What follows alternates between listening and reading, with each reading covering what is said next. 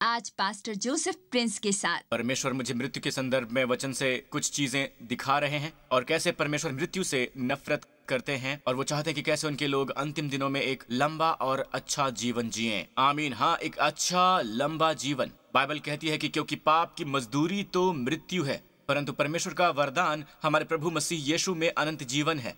यीशु में पाप की मजदूरी तो मृत्यु है। जल्दी करो पे दिन से पहले, क्योंकि पाप की मजदूरी तो मृत्यु है, परंतु परमेश्वर का वरदान हमारे प्रभु यीशु मसीह में अनंत जीवन है। अब अनंत जीवन तब शुरू नहीं होता जब आपका हृदय धड़कना बंद कर देता है। अनंत जीवन उसी दिन शुरू हो जाता है जब से आप नए सिरे से जन्म लेते हैं और प्रभु यीशु मसीह को अपने उद्धारकर्ता और प्रभु के रूप में स्वीकार करते हैं। आप उन्हें अपने हृदय में विश्वास करते हैं कि प्रभु ने उन्हें मुर्दों में से जिलाया और विश्वास करते हैं कि क्रूस पर मसीह ने आपके पाप ले लिए हैं। जिस पल आपने नए सिरे से जन्म लिया है, आमीन, उसी पल आपको मिला है अनंत जीवन। अनंत जीवन वो जीवन है जिसकी गुणवत्ता में परमेश्वर रहते हैं। और यीशु ने स्वयं मार्था से कहा, उसके भाई लाजर की कब्र पर, वो कहते हैं, जो कोई मुझ पर विश्वास करता है वो यदि मर भी जाए तो भी जिएगा। तो एक विश्वासी के लिए अगर उसका हृदय धड़कना बंद भी कर दे, आमीन, वो जीता है, वो अनंत काल तक जीता रहता है। आमीन। मृत्यु है बस जीवन का चोला उतार देना। जैसे मैं अपनी जैकेट उतार सकता हूँ और वो जमीन पर गिर जाएगी, पर मैं अब भी जीवित रहूंगा। आमीन। तो मृत्यु यही है कि आप अपना भ्रष्ट चोला उतार कर फेंक दें। और बाइबल में लिखा है कि दोनों ही तरह से, अगर रैप्चर के जरिए यीशु हमारे पास आते हैं और हम मृत्यु को नहीं देखते हैं, या हम अपना नश्वर शरीर उतार देते हैं, ठीक है, बाइबल कहती है कि हम धारण करेंगे, आमीन, एक तेजस्वी भ्रष्ट ना होने वाली देह को। हम इसी का इंतजार कर रहे हैं। रैप्चर में यीशु हमारे लिए आएंगे। बाइबल कहती है कि अपने सिर ऊपर उठाओ और वहां ये छुटकारा है, आपका शारीरिक छुटकारा, उसे देखो। तो दोस्तों, मेरा मानना है कि यहाँ बाइबल में रहस्य है जो हमें सिखाते हैं कि हम एक अच्छा और लंबा जीवन जी सकते हैं। बाइबल हमें बताती है कि 2 बार वो हमें बताती है रैप्चर के संदर्भ में। यहाँ लिखा है कि तब हम जो जीवित और बचे रहेंगे उनके साथ बादलों पर उठा लिए जाएंगे। गौर करें, यहाँ लिखा है हम जो जीवित बचे हैं। ये बात हो रही है जीवित बचे रहना कि आप 10 साल के हैं, आप छोटे हैं, आप 20 साल के हैं, आप 30 साल के हैं। पर एक और बात है कि आप जीवित रहें और बचे रहें। जीवित बचे रहना शक्ति दर्शाता है, सामर्थ्य दिखाता है कि आप जीवित रह सकते हैं। आमीन। इसका मतलब है कि अंतिम दिनों की पीढ़ी जो रैप्चर देखेगी, ओके, वो ऐसी पीढ़ी होगी जिससे मृत्यु पर पार पाने का रहस्य पता होगा। आमीन। प्रभु की स्तुति हो। आमीन। मुझे इस पर विश्वास है। मैं मानता हूं जो परमेश्वर इस वक्त कर रहे हैं। और फिर ये दोबारा दोहराया गया है, हम जो बचे रहेंगे और जीवित रहेंगे प्रभु के आने तक, हम उनकी तरह नहीं जाएंगे जो हमसे पहले गए हैं। आमीन। वो पहले जाएंगे और फिर हम उन बादलों में उठा लिए जाएंगे हवा में प्रभु से मिलने के लिए। फिर ये हम पर लाजमी हो जाता है कि हम प्रश्न जो पूछें कि हम ऐसा क्यों देखते हैं कि मृत्यु इतनी आसानी से विश्वासियों पर हावी हो जाती है। ऐसा क्यों है कि मृत्यु विश्वासियों पर इतनी आसानी से छा जाती है। अब मैं संसार के लोगों की बात नहीं कर रहा हूँ। आमीन। ये जाहिर है कि पाप की मजदूरी तो मृत्यु है, पर वो विश्वासी जिनके अंदर अनंत जीवन है, उनका यह अनुभव नहीं होना चाहिए। आमीन। अब मैं सब कुछ जानने का दावा नहीं करता, पर जो मैं जानता हूं मैं आपसे साझा करने वाला हूं। कुछ ऐसा है जो प्रभु मुझे दिखाते रहे हैं और इससे मैं आपको धन्य करना चाहता हूं। प्रभु की स्तुति हो। बाइबल हमें बहुत ही स्पष्ट रूप से शास्त्र वचन में बताती है कि मृत्यु की वाचा अब लिखी गई है और उकेरी गई है पत्थरों पर। मैं आपको व्यवस्था के बारे में कुछ बताना चाहूंगा। बाइबल कहती है कि विश्वासी वो जिन्होंने मसीह पर विश्वास किया। हम व्यवस्था के अधीन बिल्कुल नहीं है, अब हम अनुग्रह के ही अधीन हैं। व्यवस्था को कैसे परिभाषित किया गया है? व्यवस्था परिभाषित की गई है जैसे मनुष्य कार्य करता है, मनुष्य परिश्रम करता है। अनुग्रह परिभाषित होती है जैसे परमेश्वर कार्य करते हुए, परमेश्वर आपूर्ति करते हुए, वो आपूर्ति कर रहे हैं। आमीन। तो या तो आप स्वयं आपूर्ति कर रहे हैं, आप खुद के लिए जुटा रहे हैं, आप खुद के लिए काम कर रहे हैं, आप परिश्रम कर रहे हैं परिणाम को पाने के लिए, या परमेश्वर कार्य कर रहे हैं। आप चुनिए। आमीन। तो ऐसा क्यों है कि विश्वासी इसे अनुभव कर रहे हैं? इंसान सोचता है कि ये सब सुसमाचार से बंधा है जो उन्हें उद्धार दिया है।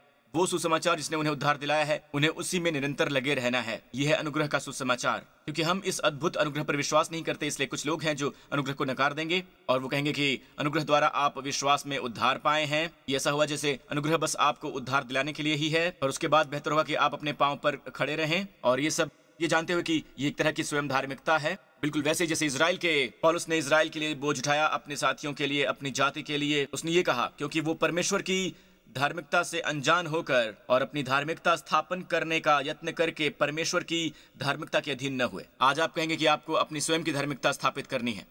नहीं, परमेश्वर कहते हैं वो परमेश्वर की धार्मिकता से अनजान रहे, जो एक वरदान है।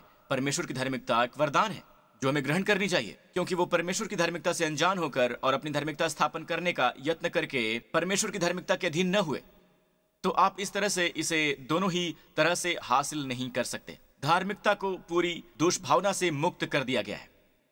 धार्मिकता है परमेश्वर के साथ धर्मी स्थान। Oh hallelujah! कितना धन्य परमेश्वर है जिसकी हम सेवा करते हैं। आमीन। उसने मनुष्य को प्रदान की है धार्मिकता। उसने पापी मनुष्य पर धार्मिकता प्रदान की है ताकि वो उसकी उपस्थिति में खड़ा रह सके। आमीन। अपनी उपस्थिति की तेजस्वी महिमा के उजाले में एक मनुष्य, पापी मनुष्य खड़ा रह सके इस प्रदान की गई धार्मिकता के कारण। आमीन। और मनुष्य को इसे अवश्य ग्रहण करना होगा। तो इजराइल ने ऐसा किया कि वो खुद की धार्मिकता स्थापित करने में लगे रहे। उन्होंने धार्मिकता के वरदान को समर्पण नहीं किया, जो कि एक उपहार है। आप दोनों तरह से नहीं रख सकते। तो इजराइल ने ऐसा किया कि वो खुद की धार्मिकता स्थापित करने में लगे रहे और परिणाम स्वरूप उन्होंने धार्मिकता के वरदान को समर्पण नहीं किया, विश्वास द्वारा परमेश्वर की धार्मिकता को। आमीन। यीशु के नाम की स्तुति हो। मेरी बात ध्यान से सुनिए। अब देखते हैं 2 कुरिन्थियों 3 में इस रहस्य को, और ये लोग इससे क्यों वंचित रह गए। वो निष्ठावान हैं, पर वो अभी भी, आप पाएंगे, अभी भी मृत्यु के अधीन है। जी हाँ, मृत्यु के, जबकि बाइबल ये स्पष्ट कहती है कि हम आजाद कर दिए गए हैं। आमीन। ये नहीं कि हम अपने आप को इस योग्य हैं कि अपनी ओर से किसी बात का विचार कर सके, पर हमारी योग्यता परमेश्वर की ओर से है। तो पौलुस बहुत स्पष्ट है ये कहते हुए कि हम योग्य नहीं हैं, पर आपको पता है कि ये योग्यता खुद परमेश्वर से ही आती है। यदि नहीं तो हम प्रभु के सेवक हो ही नहीं सकते। हम किस तरह के प्रभु सेवक हैं? जिसने हमें नई वाचा के सेवक होने के योग्य भी किया, शब्द के सेवक नहीं वरन आत्मा के। शब्द के सेवक नहीं बल्कि आत्मा के, क्योंकि शब्द मारता है पर आत्मा जिलाता है। अब हमारे पास ये शब्द है मारता, शब्द मारता है। तो यहाँ पर शब्द कौन सा है? ध्यान से देखिए, अगला ही वचन हमें बताता है, और यदि मृत्यु की ये वाचा जिसके अक्षर पत्थरों पर खोदे गए थे, केवल एक ही सेवकाई है जो आई पत्थरों पर खोदी हुई। परमेश्वर ने 10 आज्ञा पत्थर पर लिखी। गौर करें, पत्थर पर तराशे हुए शब्द। तो ये शब्द वही ग्रीक शब्द है मारना शब्द के लिए। तो अभी अभी ये हमें बता रहा है व्यवस्था के बारे में कि 10 आज्ञाएं मारती हैं, पर आत्मा का वाचा यानी अनुग्रह आपको जीवित करती है। बहुत साल पहले प्रभु ने मुझसे कहा, दंडाज्ञा मारती है पर आत्मा जीवन देता है। दंडाज्ञा मारती है पर आत्मा जीवन देता है। तो हर बार जब हम अपने बच्चों को दंड देते हैं तो हम उन्हें मृत्यु दे रहे होते हैं। यहां देखिए, इसकी ओर देखिए, यहां लिखा है शब्द मारता है। यदि मैं अपना जीवन हमेशा काम करते हुए बिताऊं, हमेशा करते हुए, हमेशा परिश्रम करते हुए, खुद के लिए उत्पन्न करते हुए, मुझे खुद के लिए काम करना होगा, अपने परिवार की देखभाल करनी होगी, मुझे स्वयं अपने जवाब लेकर आना होगा, मुझे ये करना ही होगा। नहीं दोस्तों, आप व्यवस्था के अधीन हैं और एक घातक जिंदगी जी रहे हैं। लेकिन अगर ऐसा जीवन जी रहे हैं जहां आप यीशु की ओर देखते हैं, आपके विश्वास के रचयिता और संपूर्ण के रूप में, तो उनकी ओर देखिए। जो आपके पास नहीं है उसके लिए आप उन पर भरोसा करें। और तब भी जब हालात परमेश्वर की प्रतिज्ञा के प्रतिकूल लगें, आमीन, फिर भी आप इस पर विश्वास करें, उनकी आपूर्ति पर भरोसा करें। वो नहीं देंगे तो आप नहीं पा सकते। आमीन। हमेशा उन पर विश्वास कीजिए। इसे कहने का एक और तरीका भी है, व्यवस्था मांग करती है, वो आदेश देती है, तू नहीं करेगा, तू नहीं करेगा, तू नहीं करेगा, तू नहीं करेगा, पर अनुग्रह आपूर्ति करता है। परमेश्वर कहते हैं, मैं करूंगा, मैं करूंगा, मैं करूंगा। आमीन। आप किसके प्रति ज्यादा सचेत हैं? आमीन। उनमें से एक घातक है, शब्द मारता है, दूसरा यानी आत्मा जीवन देता है, जीवन। आमीन। तो यहां ये लिखा है, शब्द मारता है पर आत्मा जीवन देता है। और फिर अगला वचन 7 में लिखा है, यदि मृत्यु की वाचा। आप जानते हैं सेवकाई, सेवकाई का मतलब है हम सेवा कर रहे हैं, हम बाहर दे रहे हैं या हम प्रदान कर रहे हैं।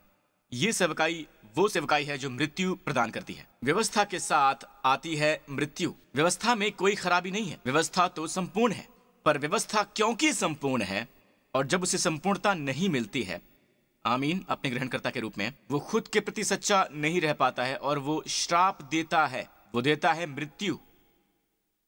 तो ये डिजाइन हमें मन में रखने की आवश्यकता है, ये हमें समझने की आवश्यकता है। मैं जल्दबाजी नहीं करना चाहता, मैं आपको बस ये शास्त्र वचन में दिखाऊंगा कि बहुत से विश्वासी अब भी इस तरफ हैं और फिर भी वो सोच रहे हैं कि क्यों मृत्यु उनकी भावनाओं में काम कर रही है। मृत्यु उनके मनों में काम कर रही है, मृत्यु काम कर रही है उनके संबंधों में, मृत्यु काम कर रही है उनके शरीरों में, मृत्यु काम कर रही है उनके जीवनों में। ऐसा क्यों है? अगर आप उन्हें कहते हैं कि व्यवस्था को हटा दो, तो वो कहेंगे कि तुम व्यवस्था कैसे हटा सकते हो? दोस्तों, मैं ये नहीं कह रहा कि जब तुम व्यवस्था हटाते हो तो तुम उसके विपरीत हो जाते हो, व्यवस्थाहीन हो जाते हो, आप बन जाएंगे व्यवस्थाहीन। सुनिए, जब यीशु ने कहा कि लाजर की कब्र पर से पत्थर हटा दो, तो वो डर गए। वो डर गए क्योंकि वो मनुष्य 4 दिन से मरा हुआ था। और बहन ने कहा इस समय उससे दुर्गंध आने लगी होगी। और यीशु ने कहा पुनरुत्थान और जीवन मैं ही हूं, पत्थर को हटाओ। अब भविष्यवाणी के तौर पर हर एक्शन में एक टाइप है कि बाइबल हर क्षण में मायनों से भरी हुई है। यीशु के हर एक हाव भाव में एक मकसद था। उन्होंने कहा कि पहले पत्थर को हटाओ। आमीन। अब आप जानते हैं कि यीशु ने अंतरिक्ष को भी भेज दिया और वो सब अपर रूम में, पर वो कहते हैं कि पत्थर को हटाओ। दोस्तों मेरी बात सुनिए, पत्थर हैं 10 आज्ञाएं। ये परमेश्वर की उंगली के द्वारा पत्थर पर लिखा गया था। परमेश्वर कहते हैं कि पत्थर को हटाओ, यीशु कहते हैं कि पत्थर को हटाओ। अब ये निर्भर है कि क्या आप उस पत्थर को हटा रहे हैं, उस दुर्गंध भरे शरीर से, या आप किसी से वो पत्थर हटा रहे हैं जो पुनरुत्थानित हुआ है। इसी से पूरा फर्क पड़ता है। अगर आप लोगों से व्यवस्था हटा दें उस दुर्गंध भरे शरीर से, तो फिर शरीर प्रकट होगा। पर अगर आप व्यवस्था को हटाएं उन लोगों से जिनमें पवित्र आत्मा है, पुनरुत्थानित आत्मा, आमीन, हम सब पुनरुत्थानित आत्मा हैं, हालेलुया। आप व्यवस्था हटाइए तो आप आएंगे पुनरुत्थानित तेज के साथ में, आमीन, हालेलुया। धन्यवाद यीशु। तो अब मेरे साथ चलिए और देखिए गलातियों 3। यहां लिखा है कि सो जितने लोग व्यवस्था के कामों पर भरोसा रखते हैं वो श्राप के अधीन हैं। दोस्तों दोबारा पढ़िए, तो जितने लोग व्यवस्था के कामों पर भरोसा रखते हैं वो सब श्राप के अधीन हैं। यहां ये नहीं लिखा है कि जो जितने व्यवस्था तोड़ते हैं। तो हम मान लेते हैं और उसे पढ़ते हैं वचन में। यह वचन कहता है जिस क्षण आप व्यवस्था के कार्यों के अधीन होते हैं, जिस क्षण आप रवैया अपनाते हैं अपनी धार्मिकता के लिए, अपनी पवित्रता के लिए, अपनी आशीषों के लिए, व्यवस्था के आधार पर, और आप इस तरह से अंदर ही अंदर व्यवस्था पर भरोसा रखते हैं, आप व्यवस्था के लिए लड़ते हैं, आप उसके लिए स्थिर खड़े रहते हैं, और बाइबल कहते हैं कि आप तुरंत ही श्राप के अधीन हो जाते हैं। जो कोई व्यवस्था की पुस्तक में लिखी हुई सब बातों के करने में स्थिर नहीं रहता वो श्रापित है। और ग्रीक में वर्तमान काल में है, वहां काल है वर्तमान काल। अगर आप इसके बारे में सोचें, वो विश्वासियों को लिख रहा था, तो वो विश्वासी जिसे किसी श्राप के अधीन नहीं होना, वो भी श्राप के अधीन हो सकता है। जिस पल वो वापस व्यवस्था पर आता है वो श्राप के अधीन हो जाता है। फिर वो सोचते हैं कि क्यों परमेश्वर की आपूर्ति नहीं देख रहा हूं, मैं उनकी प्रतिज्ञाओं का प्रकटीकरण अपने जीवन में क्यों नहीं देखता हूं, मैं क्यों नहीं अपने जीवन में जीवन को उद्वेलित होते देखता हूं। और अपने जरिए जब यीशु ने मेरे जीवन और जीवन के बहुतायत की प्रतिज्ञा की थी, ये कहाँ है? जब किसी पर श्राप होता है तो लगता है जैसे हर काम जो वो करते हैं बस जम जाता है। जैसे बाइबल कहती है यिर्मयाह के बारे में कि वो जो आशीषित हैं सूखे के वर्ष में भी, और ये सूखे का वर्ष है कि नहीं जो आज हो रहा है, सूखे के वर्ष में भी बाइबल कहती है कि वो फल पाना बंद नहीं करेगा। आशीषित मनुष्य पर श्रापित मनुष्य, बाइबल में लिखा है कि वो तब भी नहीं देख पाएगा जब अच्छाई उसकी तरफ आती है। जब अच्छाई उसकी तरफ आती है तब वो उसे देख नहीं पाता है। इसलिए दोस्तों बड़बड़ाना एक संकेत है। दोस्तों मैं ये कहना नहीं चाहता हूं अगर वो श्राप के अधीन नहीं है, बस मैं कह रहा हूं कि ये एक श्रापित जीवन शैली है कि हर समाधान में समस्या पाते हैं। हम हमेशा उनका भरोसा करते हैं कि हर समाधान में समस्या ढूंढ लें। आप उनका भरोसा नहीं कर सकते हैं कि वो हर समाधान में समस्या ढूंढ लेते हैं। आमीन। आप उन्हें समाधान बताइए, वो समस्या ढूंढ लेंगे। उनमें हमेशा नेगेटिव ही होता है, यहां तक कि हमारे देश के लिए भी। चलो अच्छाई की घोषणा करना शुरू कर दें, हम अच्छाई देखना शुरू कर दें, अपने देश को सेलिब्रेट करना शुरू करें। आमीन, परमेश्वर की स्तुति हो। तो अच्छा आदमी वो आदमी है जो आशीषित है, बाइबल कहती है। आमीन। सूखे वर्ष में भी उनके विषय में कुछ चिंता न होगी, क्योंकि वो तब भी फलता ही रहेगा, उसके पत्ते हमेशा हरे ही रहेंगे। वो स्वास्थ्य की बात करते हैं, वो हमेशा हरे रहेंगे, हमेशा जवान और स्वस्थ रहेंगे। ऐसा मनुष्य परमेश्वर का आशीष पाया होता है। और बाइबल कहती है कि नए नियम में आशीष पाने का तरीका है कि आप अपना भरोसा यीशु में डालें। चलो समाप्ति करते हुए गलातियों 3 पर वापस चलते हैं। और यहां ये लिखा है, तो जितने लोग व्यवस्था के कामों पर भरोसा करते हैं वो सब श्राप के अधीन हैं। हमने अभी भी देखा है वो। इससे पहले के वचन को देखते हैं। तो जो विश्वास करने वाले हैं वो विश्वासी इब्राहिम के साथ आशीष पाते हैं। तो जो विश्वास करने वाले हैं वो आशीष पाते हैं। इब्राहिम के साथ विश्वास करने वाले, तो जो विश्वास करते हैं वो आशीष पाते हैं। जो विश्वास करने वाले हैं वो आशीष पाएंगे। किसके साथ आशीष पाएंगे? विश्वासी अब्राहम के साथ। अब्राहम विश्वास की तस्वीर है, वो विश्वास का मनुष्य है। अब्राहम 400 साल तक जीवित था 10 आज्ञाएं दिए जाने से पहले। अब्राहम भी एक परफेक्ट मनुष्य नहीं था। उसने झूठ बोला, उसने गलतियां की, और वो सब परमेश्वर ने कभी भी इस चीज को उसके विपरीत नहीं रखा था, क्योंकि वो अनुग्रह के अधीन रहने वाला मनुष्य था। वो विश्वास और अनुग्रह का मनुष्य था। विश्वास और अनुग्रह हमेशा साथ साथ चलते हैं, बिल्कुल वैसे जैसे व्यवस्था और अविश्वास चलते हैं। तो हम आशीषित हैं वो जिनमें विश्वास है। क्या आप विश्वासी हैं दोस्तों? ये मत बोलिए कि आप नए सिरे से जन्मे हैं। मैं पूछता हूं कि क्या आप विश्वास वाले हैं? कौन सा विश्वास पास्टर प्रिंस? चलिए मैं आपको इसका संदर्भ दिखाता हूं। चलिए वचन 8 की ओर देखते हैं इस विश्वास के संदर्भ के लिए। और पवित्र शास्त्र ने पहले ही से ये जानकर कि परमेश्वर अन्य जातियों को, गैर यहूदी जो आप और मैं हैं, विश्वास से धर्मी ठहराएगा। विश्वास द्वारा धर्मी ठहराएगा। विश्वास के द्वारा, दूसरे शब्दों में उनके कार्यों के द्वारा नहीं। तो यहां विषय है विश्वास द्वारा धर्मी ठहराया जाना। पहले ही से इब्राहिम को यह सुसमाचार सुना दिया कि तुझ में सभी जातियां आशीष पाएंगी। तो जो विश्वास करने वाले हैं वो विश्वासी इब्राहिम के साथ आशीष पाते हैं। तो ये कौन सा विश्वास है? ये कौन सा विश्वास है? यहां यह संदर्भ हमें बताता है, यह है विश्वास द्वारा धर्मी ठहराया जाना। अब यहां विश्वास द्वारा चंगाई मत डालिए या परमेश्वर पर भरोसा करना किसी आपूर्ति के लिए। नहीं, यहां संदर्भ बात कर रहा है विश्वास द्वारा धर्मी ठहराए जाने की। आप विश्वास करते हैं कि आप विश्वास द्वारा धर्मी ठहराए गए हैं परमेश्वर की धार्मिकता में। आमीन। तो मैं इसे अपने जीवन में कैसे लागू करूं पास्टर प्रिंस? खैर, सरल सी बातों को सरल रखिए। बाइबल कहते हैं कि तुम पर पाप की प्रभुता न होगी, ठीक है? और पाप यहां संज्ञा है। आप वहां यह भी लिख सकते हैं बीमारी तुम पर प्रभुता न करेगी, और तुम गलत नहीं होगे क्योंकि बीमारी पाप से आई है। आमीन। फिर वहां आप डाल सकते हैं मृत्यु तुझ पर प्रभुता नहीं करेगा क्योंकि पाप की मजदूरी मृत्यु है। तो वहां पाप संज्ञा है। शैतान तुझ पर प्रभुता नहीं करेगा, वही चीज। आमीन। तुम पर पाप की प्रभुता न होगी। क्यों? क्योंकि तुम व्यवस्था के अधीन नहीं पर अनुग्रह के अधीन हो। पर क्या हम सचमुच अनुग्रह के अधीन हैं दोस्तों? जानते हैं कई बार हम अपनी मानसिकता में, कोई ये देख नहीं सकता है, पर असल में हम व्यवस्था के अधीन हैं और कोई नहीं जानता ये। और कोई घोर पाप का डालता है और सब लोग उसे कहने लगते हैं कि इससे क्या हुआ, वो तो बहुत ही अच्छा है, वो परमेश्वर से प्रेम करता है, वो हर समय बाइबल की बात करता है। पर दोस्तों, वो अंदर से व्यवस्था के ही अधीन है और ये बात आप कभी भी जान नहीं पाएंगे। तो हर दिन आप ये खुद से पूछिए, जिस पल आप चिंतित अनुभव करें, जिस पल आप संदेह करना शुरू कर दें, आप अपने हृदय में घुसने लगे या डर आपको दबोचने लगे, बस वहीं रुकिए और स्वयं से पूछिए, अभी अभी मैंने क्या सोचा? आमीन। क्या मैंने सोचा कि मुझे जवाब देना चाहिए, मुझे इतने सारे काम करने हैं? क्या मैं मांग करने वाली मानसिकता वाला हूं? क्या मैं स्वयं से मांग कर रहा हूं क्योंकि मैं सोचता हूं कि परमेश्वर मेरे मन में ये मांग कर रहे हैं, वो मुझसे ये मांग कर रहे हैं, तो मैं स्वयं से ये मांग करता हूं और यही मैं अपने प्रियजनों से मांग करता हूं। और मैं ये मांग क्यों करता हूं? क्योंकि मुझे लगता है कि परमेश्वर ये मांग कर रहे हैं, क्योंकि मैं सोचता हूं कि परमेश्वर मेरे मन में ये मांग कर रहे हैं, तो मैं स्वयं से ये मांग करता हूं और यही मैं अपने प्रियजनों से भी मांग करता हूं और अपने परिवार के सदस्यों से भी। तो कुछ लोग हैं जो धार्मिक हैं और वो बहुत ही गुस्से वाले हैं। तनाव बहुत ही अच्छा सूचक है।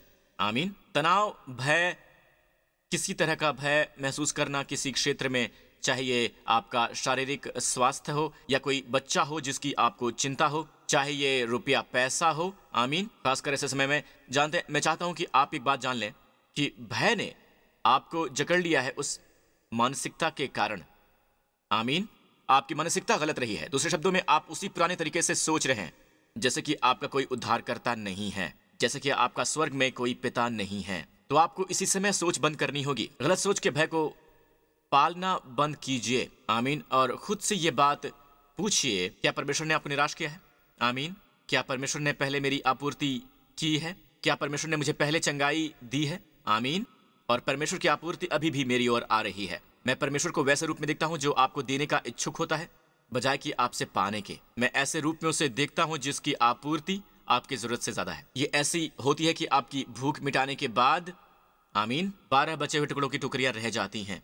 उनकी आपूर्ति हमेशा अत्यधिक ज्यादा होती है। आमीन। आपकी जरूरत से, यहां तक कि आपकी अपेक्षा से भी वो हमेशा जवाब देते हैं। नहीं, वो हमारी प्रार्थना का बढ़ा चढ़ाकर जवाब देते हैं। बाइबल कहते हैं कि परमेश्वर हमसे कहीं बहुतायत में बढ़ चढ़कर जो हम मांगते हैं वो देता है। और अगर परमेश्वर उससे बढ़कर देते हैं जो हम उनसे मांगते हैं और सोचते हैं, तो हम बड़ी बातों की मांग करते हैं। आमीन। दोस्तों, प्रभु की स्तुति हो। तो स्वर्ग में ये अद्भुत पिता, आमीन, पवित्र आत्मा हम में है, हमें इसके बारे में और यीशु मसीह के बारे में सिखाने के लिए। हालेलुया। तो एक बात जो हमें सीखने की जरूरत है कि सही ढंग से हम वचन को बांटें। जहां ये व्यवस्था के अधीन है और ये अनुग्रह के अधीन है, तो हम उस जीवन को समझते हैं जिसके अनुसार आज हमें जीना है। और हर बार जब आप व्यवस्था के अधीन होते हैं तो लगता है जैसे आपूर्ति जम गई है, कोई आपूर्ति नहीं आती, स्वास्थ्य जम गया है। पर जिस पल आप अनुग्रह के अधीन आते हैं, स्वास्थ्य तुरंत ही निकल कर आता है और बिना रुके आपूर्ति आपके पास आती है। आमीन। और ऐसा लगता है जैसे शांति आपके हृदय पर राज करने वाली है जिस पल आप सही सोचने लगते हैं।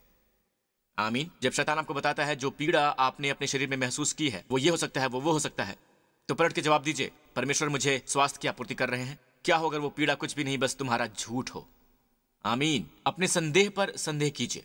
आमीन। और परमेश्वर के वचन और उनकी प्रतिज्ञाओं पर विश्वास कीजिए। ठीक है। प्रभु की स्तुति हो। आमीन। यीशु के नाम की स्तुति हो। हालेलुया। परमेश्वर ने जगत से ऐसा प्रेम किया कि उसने अपना इकलौता पुत्र हमें दे दिया कि जो कोई इस पर विश्वास करे, जिसमें आप भी हैं, नाश नहीं होगा। जो भी उन पर विश्वास करेगा उसका नाश नहीं होगा, पर अनंत जीवन पाएगा। मेरे साथ ये प्रार्थना अभी कीजिए। आमीन। क्या आप करेंगे? कहिए, हे स्वर्गीय पिता, मैं मेरे प्रति आपके प्रेम का धन्यवाद करता हूँ। मैं धन्यवाद करता हूँ कि यीशु मेरे पापों के लिए क्रूस पर मरे, मेरे पापों के लिए, और आपने उन्हें मुर्दों में से जिला दिया जब आपने मुझे धर्मी ठहराया हमेशा के लिए। यीशु मसीह मेरा प्रभु और मेरा उद्धार करता है और मेरा परमेश्वर है। धन्यवाद पिता कि मैंने उद्धार पाया है, मैंने नए सिरे से जन्म लिया है और मुझ में आपका जीवन और आपका प्रभाव है। मुझे अपने तरीके सिखाएं प्रभु, अनुग्रह के तरीके।